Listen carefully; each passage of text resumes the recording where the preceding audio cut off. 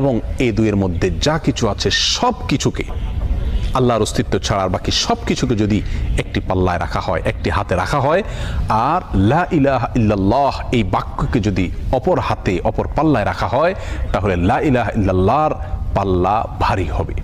এত ওয়েটফুল এই আমল, এত ওজনী এই আমল, এই জিকির। অর্থাৎ আল্লাহ সুবহানাহু ওয়া তাআলা মুসা আলাইহিস সালামকে যে বার্তা দিলেন সেটি হলো লা ইলাহা ইল্লাল্লাহর চাইতে ওজনী, এর চাইতে ওয়েটফুল, এর চাইতে ভারী, এর চাইতে শ্রেষ্ঠ, এর চাইতে মর্যাদাপূর্ণ কোনো জিকির আল্লাহর জমিনে আর নাই।